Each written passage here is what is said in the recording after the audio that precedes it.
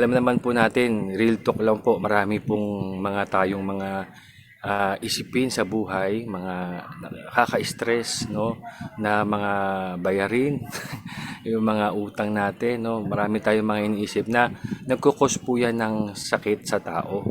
Ano po, pati dun yung ating mga kinakain din sa pang-araw-araw ay nagiging cause din po yan ng ating pong pagkakasakit. Kaya saktong-sakto po si Yuan, nagbibigay po siya sa atin ng sabihin natin pong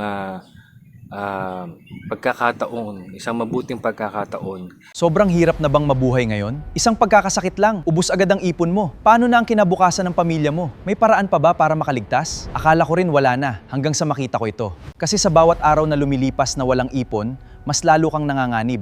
Pero paano kung sabihin ko sa iyong may paraan para kumita ka ng rewards habang inaalagaan mo ang kalusugan mo? Dito na pumapasok ang tinatawag nating sistema ng digital bayanihan. Success sa Yuon! Success sa UO! Kinabukasan sa ating pong future po. So, madalas natin sabihin po mga kasama na health is wealth. Totoo po yun eh. Totoo po yun, health is wealth. Pero siguro mas tamang sabihin natin na health and wealth must go together. Magkasama po yan. Ano po, ano naman po ang silbi ng marami tayong ipon sa bangko, marami tayong sabihin natin kayamanan na itabi. Kung tayo naman, yung ating kalusugan naman ay nasa hospital tayo, no? Nakaratay po tayo doon. Ano po, siyempre wala naman po may gustong ganon na tayo po ay pasyente. Ano ho? Kaya nandito po tayo kasi gusto po natin yung ating pangangatawan ay maging healthy po, maging malusog po sa araw-araw. Ano po, dahil alam naman po natin, real talk lang po, marami pong mga tayong mga isipin sa buhay, mga nakaka-stress, no, na mga bayarin, yung mga utang natin, no, marami tayong mga iniisip na nagkukos po yan ng sakit sa tao. Ano po, pati dun yung ating mga kinakain din sa pang-araw-araw ay nagiging cause din po yan ng ating pong pagkakasakit. Kaya saktong-sakto po si Yuan, nagbibigay po siya sa atin ng sabihin natin pong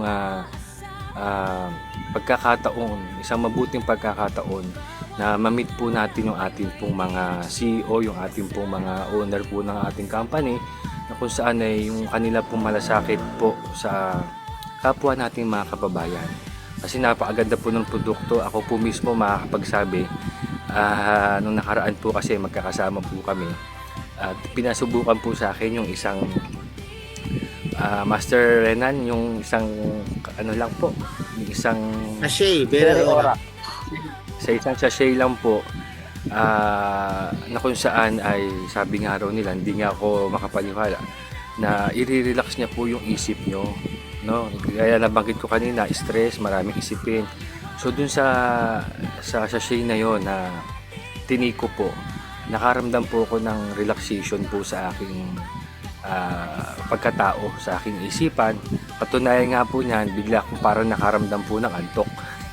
Maniwala kayo sa hindi, talagang ganun po naramdaman ko, para ako na-relax po talaga. At nawala po yung aking, sabihin natin, pagod. Ano ho, yun pa lang po yung aking, kasi kakapiraso lang po yun hindi ko pa nga nauubos eh. Parang nag-take lang ako ng konti lang doon, minatira pang halos mahigit kalahati pa. So the more kung gagawin ko siyang everyday, no? So siguro talagang yung kalusugan ko mas gaganda pa.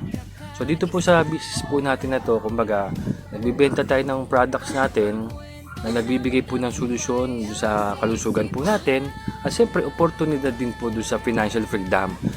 Sino po ba sa atin dito ang may gusto nun na may financial freedom po tayo? Taas po ang paa, taas ang kamay. Ayan, di ba gusto po natin yan na tayo po ay kahit papaano sa buhay na to ay makaramdam naman ng ginhawa. Masarap kasi yung nakakatulong ka na sa kapwa, dahil sa kalusugan. At the same time, nagkakaroon din sila opportunity para kumita ng pera. Yun lang kasi kailangan natin dito eh, no? Magkaroon tayo kahit papano ng financial freedom. So sa pamamagitan po ni Yuan, yung kanilang mga in-explain kanina ay napakaganda naman po. Pasensya na, nahabahan na po. Pero napakaganda po nung kanilang sinasabi. Siguro sa iba pagkakataon, mas ipapaliwanag pa po nila yan. Yang tungkol sa paano kikita, etc. etc.